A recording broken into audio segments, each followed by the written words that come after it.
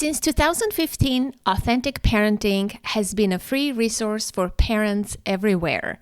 To continue our mission successfully and without interruption, we need your support. We don't work with sponsors or advertisers. We rely on donations from listeners like you, and we take pride in this action. To help us continue bringing you expert insights and valuable content each week, please consider supporting us. AuthenticParenting.com/support to view suggested donation amounts or join us on Patreon at patreon.com/authenticparenting. Every contribution makes a difference. Thank you for your listenership and generosity.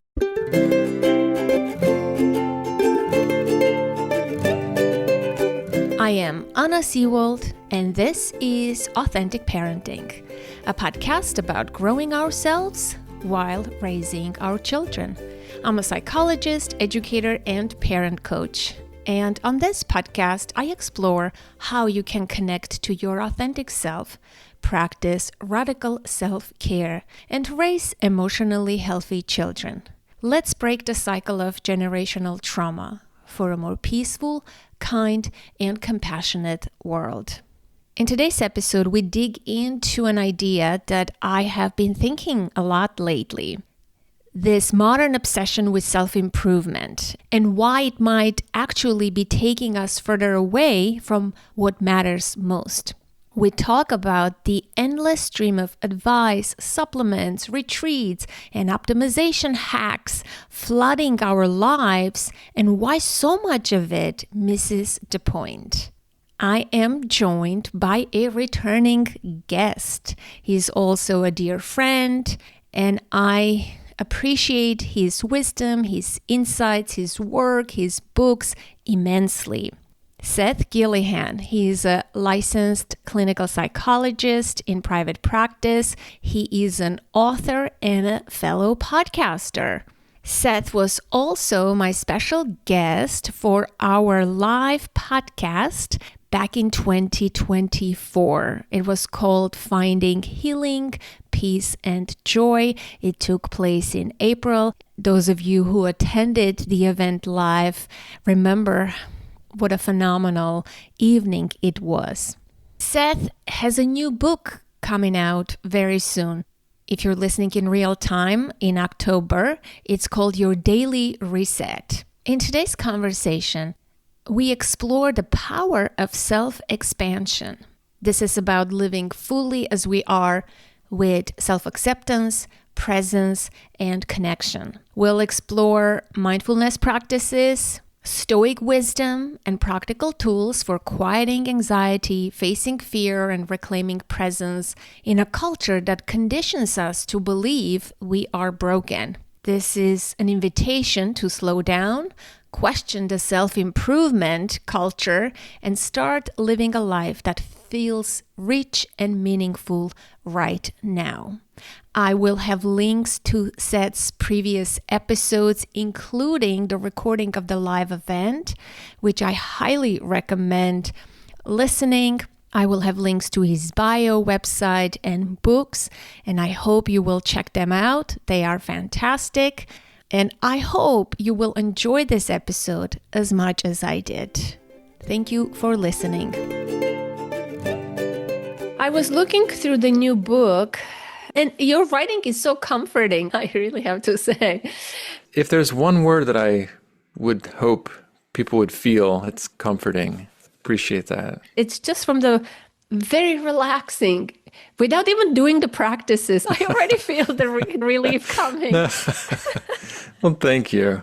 No, I'm serious. It's a comforting book, and you're good with words. So it's nice that you're still writing and there's a new book out. Thank you, Anna. It's a nice format, actually. I always loved books that are like this yearly, daily format, right? Very bite-sized and manageable, and you can pick up from any page.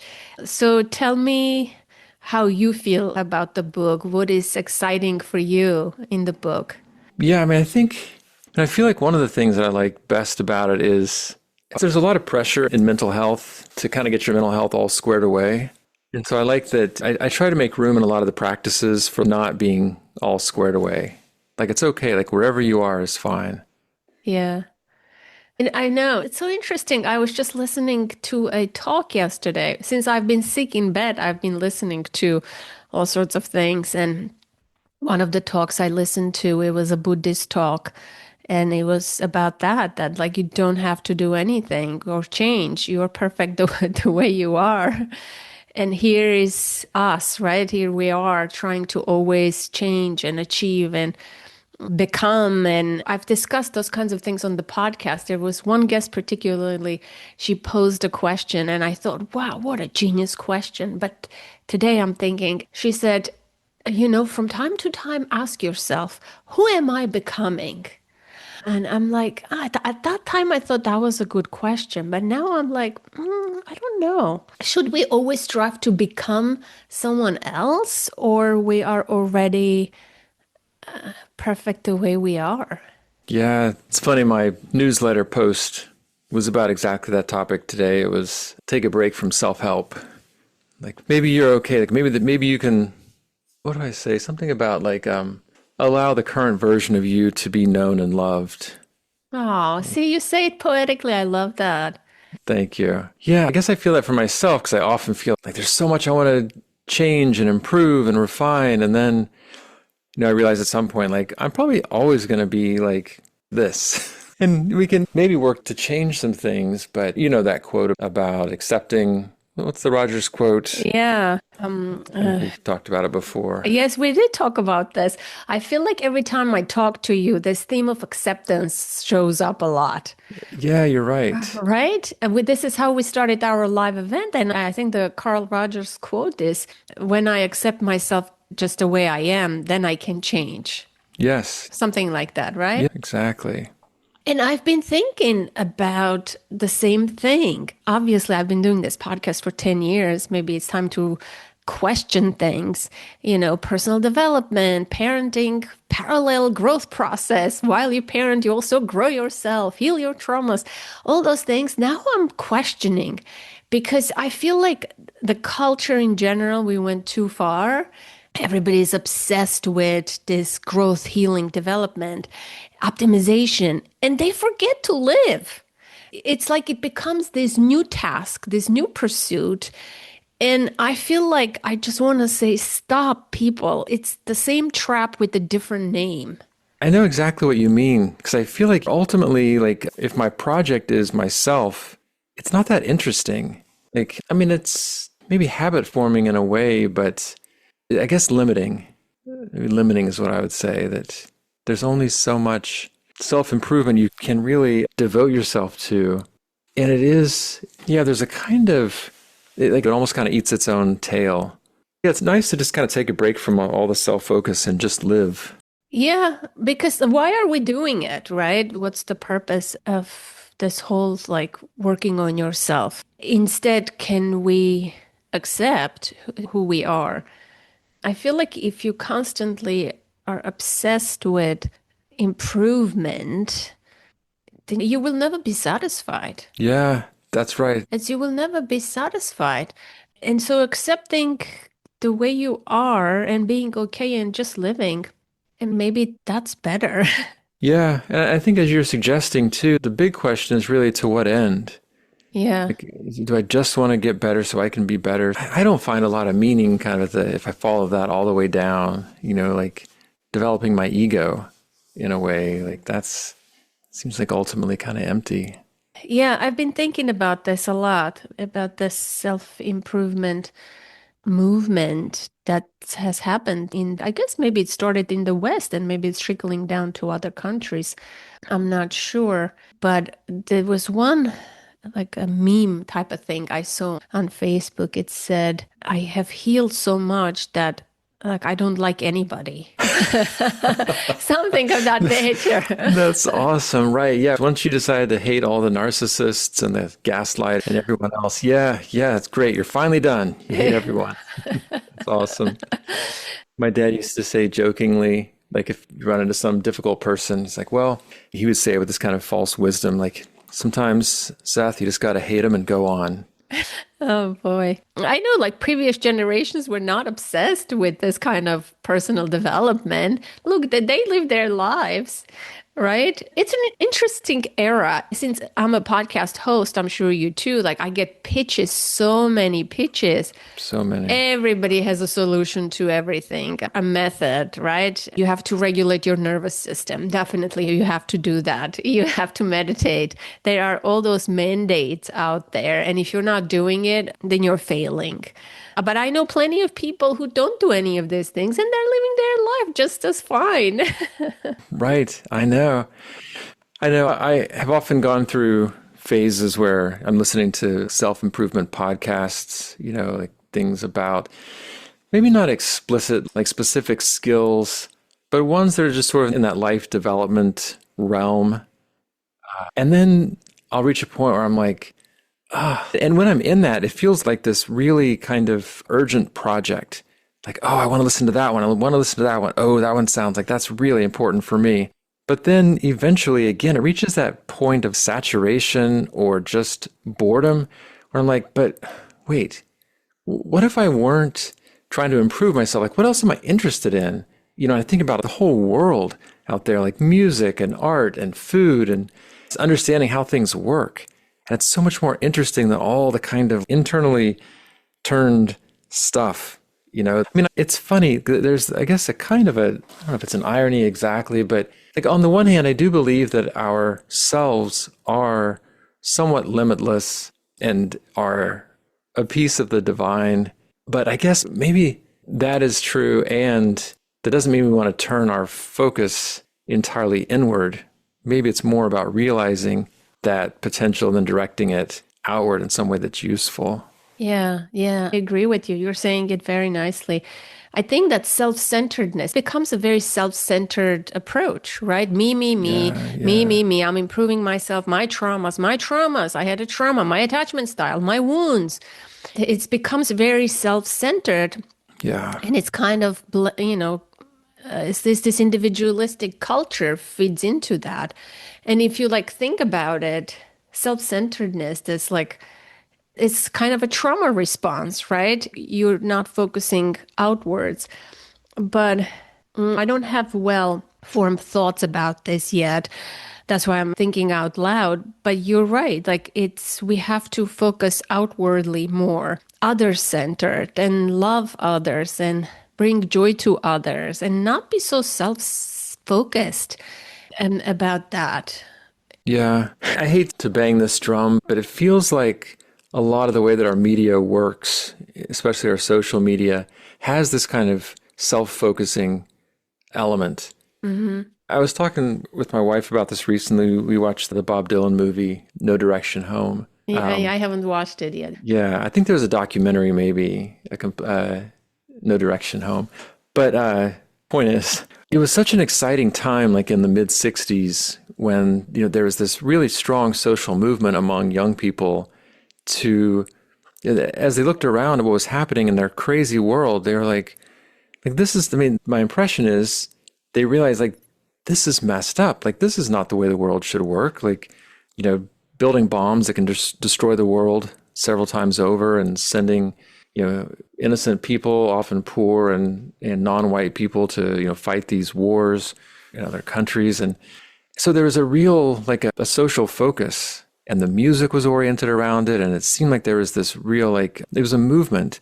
And I'm sure to some extent that exists now. But my impression is that young people, by and large, have just a different focus now doesn't feel so much, and not for lack of issues in our world that need addressing urgently. And I'm not just singling out the youth, because I feel this for myself as well. When I really open my eyes, and step out of self-focus and self-improvement, I realize God, it's kind of tragically embarrassing how content I am most of the time for so many of my fellow citizens to live in miserable conditions or to be exploited, for their labor and things like that. And those seem like things that are worth directing energy and attention toward much more than my relatively petty concerns that tend to fill my mind when I wake up in the morning. Yeah, the constant self-focus, this self-improvement, personal development, I think is going to make you always feel incomplete, imperfect, like there's always more to do. You can be better. You can always gain more muscle. You can always look more beautiful. You can always blah, blah, blah, blah, blah. There is this obsession with that. And I think it leaves people unhappy, right? Yeah, yeah. It makes people unhappy. But if you don't even think about that, even in regards to parenting, it's okay to be an imperfect parent. Like we don't have to dial down every aspect of our parenting. We don't have to do this perfect parenting, this perfect person. You don't have to be that in the world to live and enjoy. And I really liked what you said about like there is food and interests and music and things that you can focus your energy and learn new things. That's more fulfilling than working on yourself, you know? Like I'm learning a new language. I'm thinking about myself. I'm like, yes, that's so great.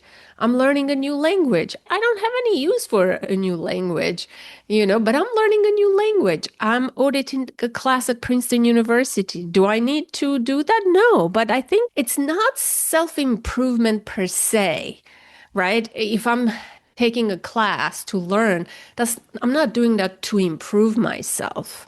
Right. That's a different thing. I'm cultivating, I guess, psychological richness. That's a term I learned from the podcast. But if I'm constantly obsessed about working on myself, I became so tired of this notion, honestly. After doing this podcast for 10 years and talking about the traumas and all those things, I'm really starting to think differently. Yeah, no, I really relate to that, Anna. I wonder if the language that you're learning might have something to do with self-expansion versus self-improvement. Yeah, that's a nice way of saying it. Yeah. Self-expansion, self-actualization, I guess. So let's talk about this. What's the difference between the self-improvement?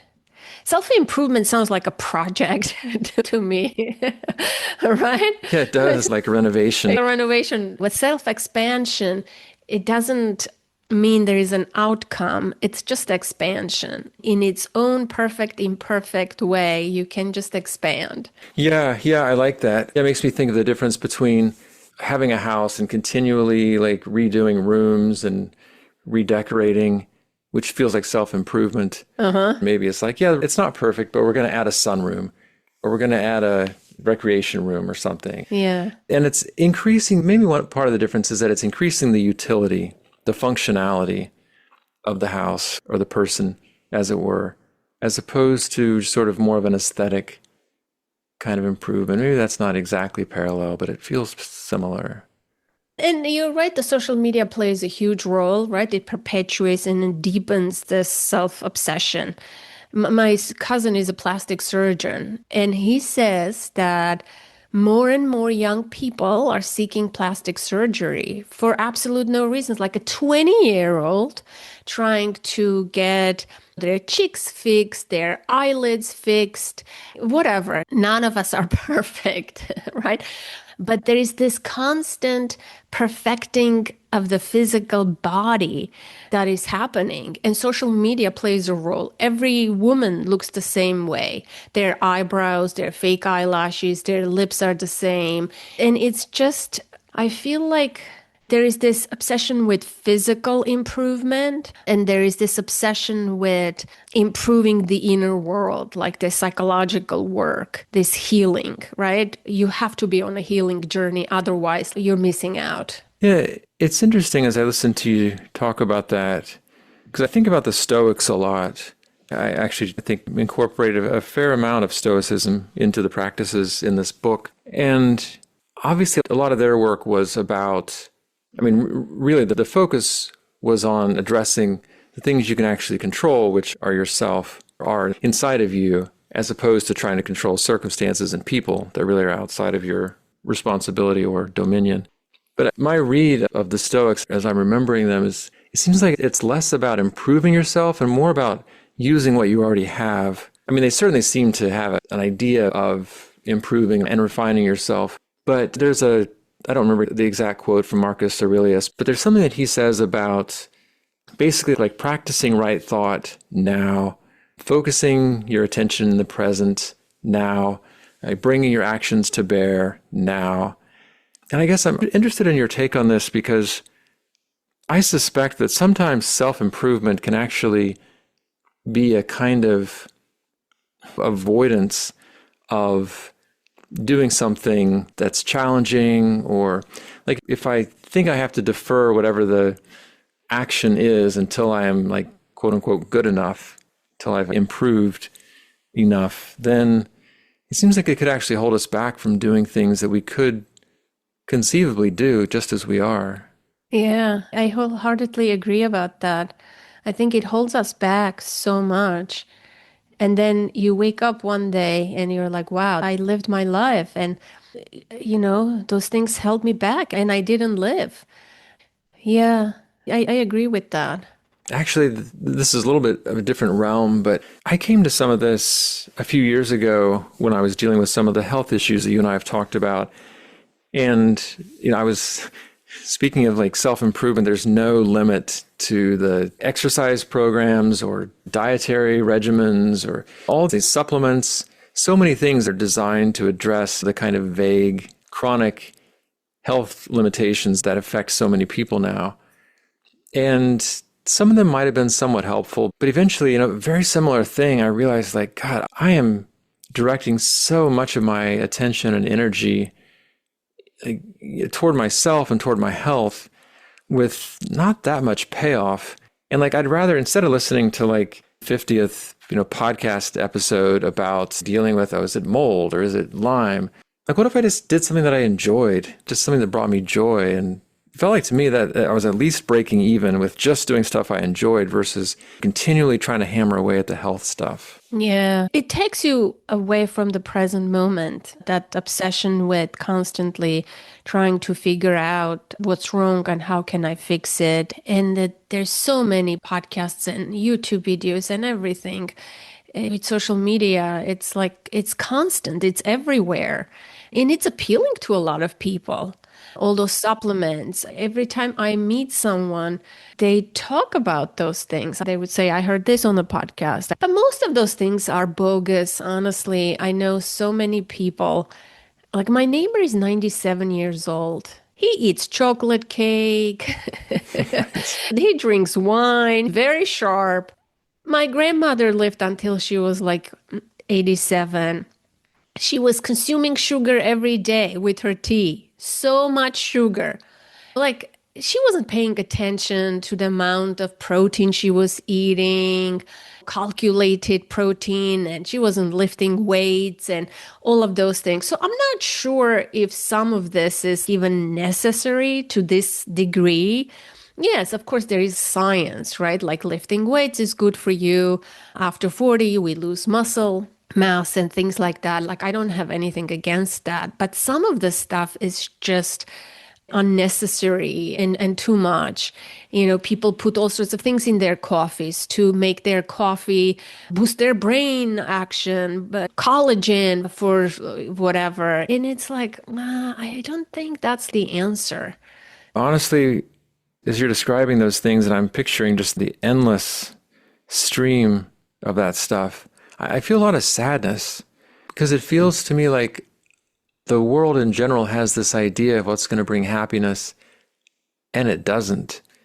And the best that the world has to offer is more of the same, right? To double down on it. Like, oh, you didn't tweak your macros quite right, or, oh, you need to be keto. And I'm not saying people don't benefit from some of those things, but that was maybe one of the biggest drives that I had behind this book. And I don't mean to sound grandiose about this, but it seems to me that a lot of the core assumptions behind how we live just feel broken. It feels like we're living from these broken beliefs. And again, the dominant culture seems to offer an amplified version of exactly what's not working by and large. So I'm hoping that some of the Stoic practices and some of the cognitive and mindfulness practices can maybe offer an antidote to some of those things, rooted, I hope, and I think more in wisdom than in the kind of accelerating self-destruction that it feels like so much of our society is trapped in. Yeah, I think the dominant culture, creates this problem that you're broken, that you need to be fixed, that there's something wrong with you, and the solution is this. But then when you go to the solution, you're sort of chasing something else. You think that's going to fix it, but it never fixes. So you're not in the present moment. And so therefore you're not happy, right? I feel like happiness is right here in the present moment. And if you can just drop into the present moment, everything is all right for the most part right now. But I don't know where this comes from. People already fundamentally don't believe that they are worthy of love, that they're good enough, right? People already feel that they are bad. A lot of us, I feel like I've never met anyone who hasn't struggled with self-worth, right? I feel like most people, to a certain degree, doubt that. And so this dominant culture reinforces that. Yes. And you don't hear other messages that you are perfect the way you are and it's okay. And maybe that's more of a Buddhist philosophy. I feel like Eastern way of thinking. But the Western way is like chase happiness. It's out there, improve yourself and you'll just get great. Get Botox, get extended hair, get this, get that. And it's like, and you're doing that, then your life is over and you didn't live. You constantly chase things to improve yourself physically, internally. You went to a million retreats and you took so many supplements. I feel like, no, let's just live our life. It's imperfect, but it's great. And let's accept ourselves the way we are. But does it mean that we can't do things to sort of reach our full potential, right? Like I believe that we have this infinite potential. We can, but I guess that's more of what you were saying, self-expansion, not self-improvement. It goes with that. Yeah. It's a funny thing for me to be talking about in a way because so much of what I offer could easily be framed as self-improvement. I think fundamental difference is that, like maybe if we take a food analogy, like if I eat foods that are healthier, I mean, to some extent it's because I want to be healthier, but it's also because I know that this system functions better when I'm exposing it to those types of inputs.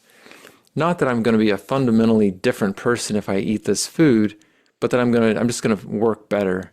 So maybe it's a similar type of thing. It's not so much of a self-focused, like I want my ego-based, bounded self to somehow be better through self-improvement. But I would just like to give myself the inputs that are going to lead to the best types of outputs.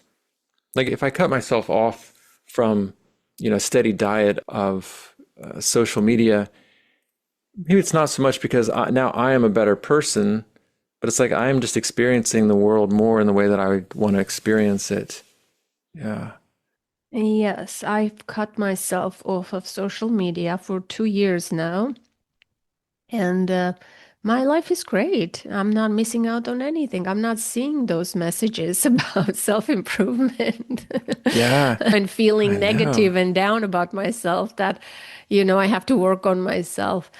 During the second event of the year last year, I guess I was thinking about this topic since then. It's funny because I wrote a song before the event started. This is great because it's tied in with your event. So this is a little bit digressing, but during your event, people asked me questions, or maybe you asked me questions, and I started talking. It became a little depressing. Sometimes I can say depressing things. And after that event, I said, you know what? Next time when I do an event, I'm going to perform like a 5-minute stand-up comedy. Not that I'm a comedian, but I love stand-up comedy. So that thought was in my mind. And I started writing jokes and things like that about parenting, self-improvement, and all of those things. And eventually, I'm like, wow, I should turn this into a rap song. First of all, I'm not a singer. I'm not a rap singer.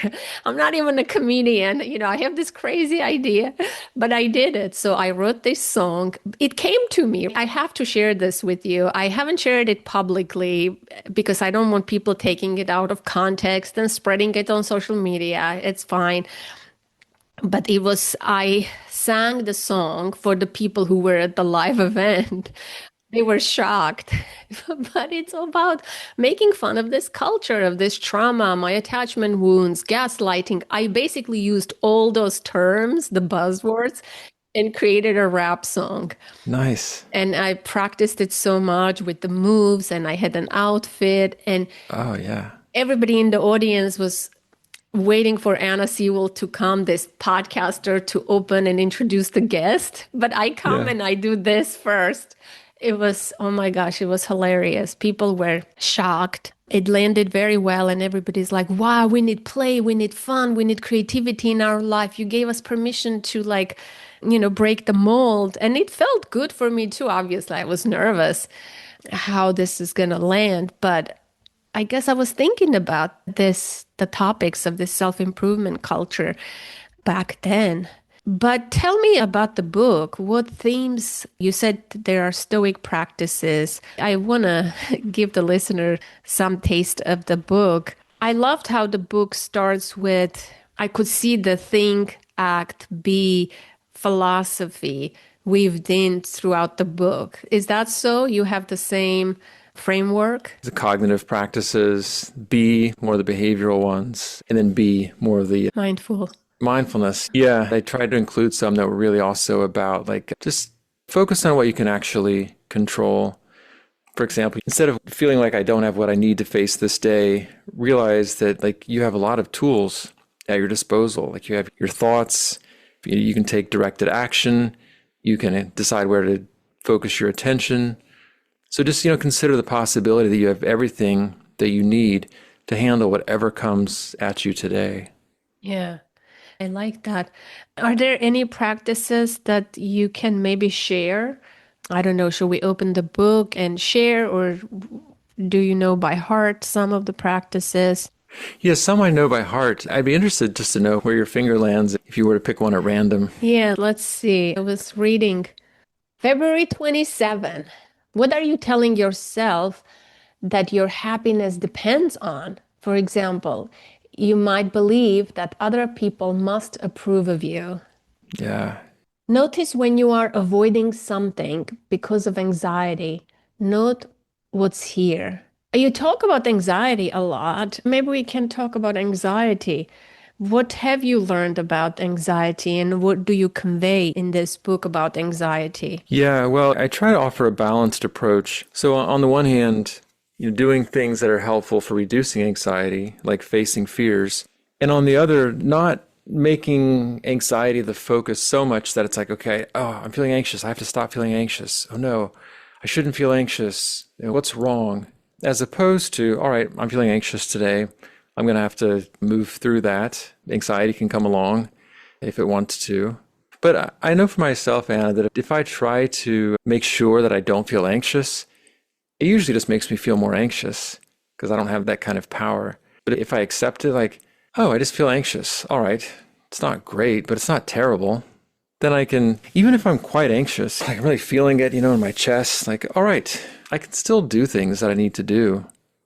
So that's a big part of it. But then, if we're telling ourselves things that just, frankly don't make sense, then it's good to question those thoughts too. So I guess the balance is to control the inputs that we can that feed anxiety, and then to not try to hammer away at anxiety directly. Yeah. Here is one practice. I think this is March 7.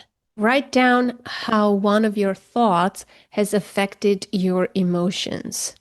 So there is a place to write the thought, and there is a place to write the emotion. Then repeat twice more today. I like that. Start to develop a habit of recognizing the thought-feeling connection.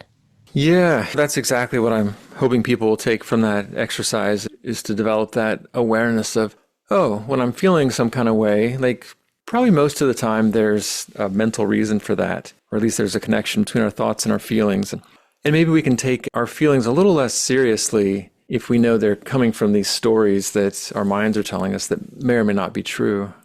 Yeah, there's a lot of breathing exercises, paying attention to how you breathe, paying attention to your sensory experiences. Here is another one. In the morning, write down two worries about today. In the evening, write down how things went. Notice how your fears compare to reality. So true, right? Yes. Yeah, something like 90% of our worries don't come true, and the other 10% are generally more manageable than we expect them to be. And that kind of noticing, like following up on our worries, I think can be really helpful because otherwise we don't really have the disconfirmation. For years, every time I rode my bike, I would worry that I was going to get into some kind of accident because it just seemed like, how can I ride for whatever, 30, 40 miles without something awful happening? And then every time, thankfully, I would get back and be like, oh, all right. But it took me a long time to realize, like, oh, this is just something that my brain does. It's not an omen. It's not meaningful. It's just sort of noise. Yeah, I know. Sometimes we do have those irrational fears or thoughts, but they can consume us, right? They can sound so real, especially when they're repetitive. Yes. They're very familiar. I do have some of those myself, but yeah. Yeah, I think one of the biggest things that I've realized about the way our fearful minds work is that they're fairly limitless in what they can imagine. So you can stack up all the things that could possibly go wrong into this giant ball of potential doom. And your ability to deal with any of that in the moment is extremely limited because the stuff you're worried about is not what's happening right now. You have effectively infinite imagination for bad things and zero control over the things that you're imagining. So it makes sense that we feel anxious about those things, but it doesn't make sense to spend any energy really investing in that worry because it's meaningless. Like I've found that I tend to worry about all the things I have to do in a day pretty much every day. Like if I look ahead, I'm like, oof, I have this automatic concern. Am I going to have enough energy for that? Or is something going to go wrong? But my imagination about what it's going to be like when I do that thing is never like what it's actually like when I do it. It's completely like my fantasy about it is meaningless. So I really am working to give it less weight. Just be like, okay, I don't have to think about that now because the session I have 2 hours from now is going to be nothing like what my mind now is going to imagine about 2 hours from now. It's going to be fine. It's going to be enjoyable. It's going to be meaningful. Yeah, I know, but why do we get trapped in that fantasy mode and it just colors and makes you feel so worrisome? Yeah, I mean, what I think about is we have these egos that want to protect us and perpetuate our lives. And so they don't want to just make sure that we're okay now. They want some kind of guarantee that that's always going to be the case. Like, am I going to be okay? No, I don't mean just right now. No, like for always. It reminds me of, maybe this is too much of a leap, but you know, the story of the Israelites in the desert and how they were given manna and they could collect the manna, this miraculous food that appeared overnight. And they could only collect enough for that day. If they collected, like, oh, I'm going to gather double so that then tomorrow I'll make sure I have enough in case there's none tomorrow. Apparently it would spoil. Like that's the story. It didn't last for 2 days. And so it feels like that's what we try to do is like gather up our guarantee that we're going to be okay. Not just for now, not just my daily bread, but tomorrow and the day after that. I want to make sure I'm going to be okay forever. But that in a way also kind of spoils. It doesn't keep because the only thing we know is what's happening now, which I think is really what you've said today, you know, about being present and enjoying what's happening right now. Yeah, I feel like the moment we step away from the present moment, either you go to the past, you ruminate over things, or the future, right? The anxiety, worry mind, you become so unhappy. And the present moment is always a lot better compared to those two realities. But it's so easy for humans to just, be in those two worlds, either the future or the past. What was that statistically? 47%? That's what I've I heard. think that's what I heard. And then so it's a practice, right? To be mindful, to practice presence, I guess, to cultivate happiness and to be well. One of my practices that goes along with that fantasy thing that you described is, I used to worry about before the thing even happens, right? But now I'm trying to convince myself through self-talk and self-coaching that I will worry when let's say a diagnosis or a medical condition. Mm-hmm. I have to go to the doctor. Like before I went to the doctor, I would worry the worst case scenario. And now I'm like, until I have more information, I'm sort of compartmentalizing that worry. I'm not worrying about it. Yes. And I've been practicing this and I notice a big difference. It doesn't take over my day anymore, I can worry about it when it happens. Yes, I can worry a lot then when something bad happens. But right now, it's not happening. Why should I worry before, during, and after? Right. Right? Yeah. Yeah. And I hear you saying, Anna, that you are retraining your mind. Yeah. It's unruly, but it can be steered in this way that, you don't have to spend all that energy. Yeah, definitely. And other things I've trained myself, I think, is doing things scared. Yeah. Yeah. You also talk about fear a lot in the book. There's lots of practices. So I've learned that it's okay. Like anxiety, fear is also okay. This is part of the process. I just have to do it scared. I just have to say yes. And that the imagined worry is a lot worse than the actual thing. Yeah. Plus, as you do those difficult things, you get to see yourself doing the hard thing, which tells you something important about what you're capable of. Yeah, I know. It's very beautiful. I keep telling that to my daughter too. Imagine approaching the end of your time on Earth and you are looking back at how you lived your life. What are the most important things you will want to have done with your time? Some examples might include being present for the people or love or making good use of your abilities. This is a good one. Yeah, and this one comes more from, as you know, from a kind of ACT perspective, acceptance and commitment, these values-oriented exercises. Again, I think in a way that can pull us out of a kind of unhelpful focus on trying to get better in some way at the expense of actually living my life. Like, do we really want to look back on life and say, yes, I spend all my time reading or scrolling through Instagram posts about how to live more effectively versus spending some of that time actually living? Yeah, reminds me of the 5 regrets of the dying. Are you familiar with that? Heard of it. I don't remember what they are, though. I think one of them is I wish I had spent more time with my friends. Oh, yeah. And another one is I wish I didn't work so hard. I think another one is about I wish I was more authentic in who I was, just to live the life that I really wanted to live. Mm-hmm. I think another one is about feelings, showing your feelings, and those are the ones that I remember. Yeah. What do you practice in your day-to-day life?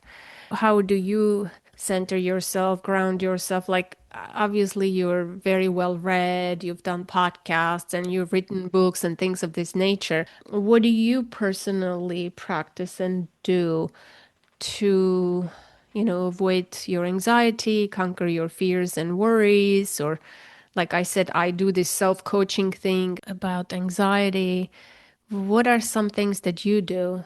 Yeah. I mean, one daily practice that I have is just to take a walk on a nature trail every morning, which is, obviously it's good exercise. It's grounding. It's good to get moving in the morning to give an outlet to some of that anxious arousal that we tend to feel in the mornings as our cortisol levels go up. So that's kind of a way I tend to start the day. I have meditation groups that I often join, like online seated meditation groups that I really like.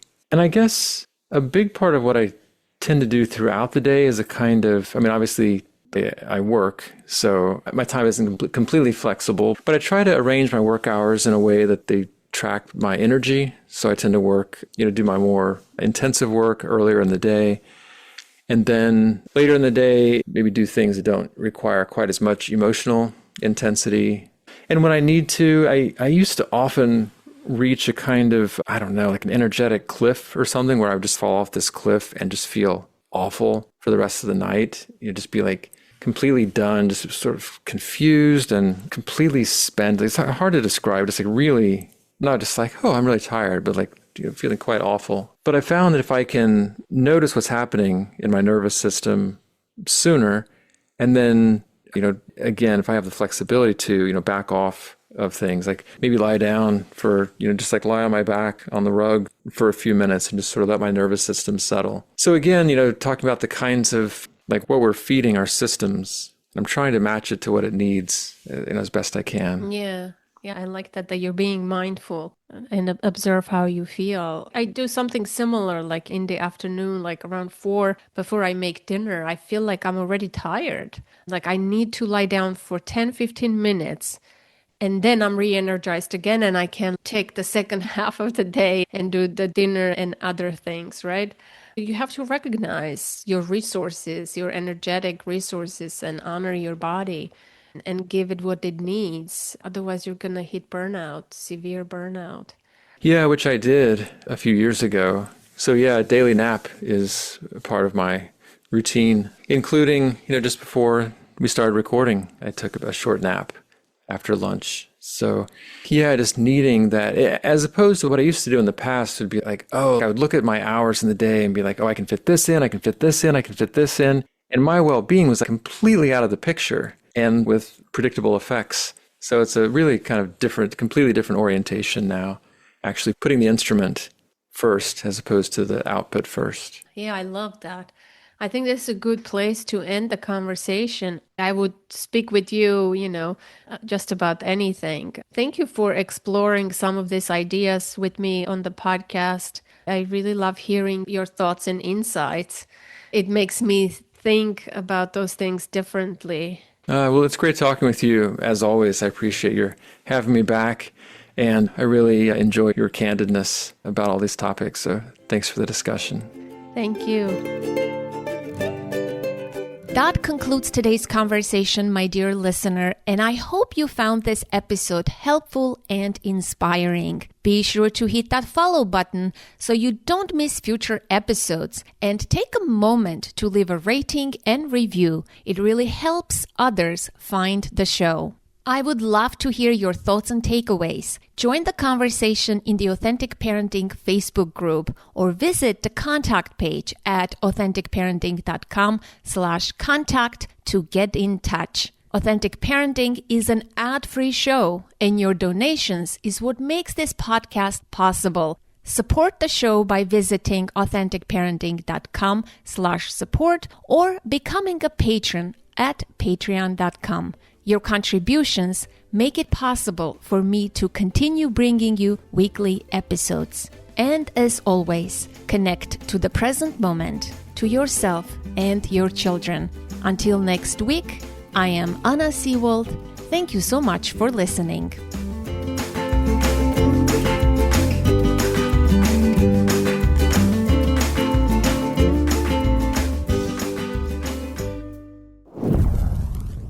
This episode was edited and produced by Ami Noor.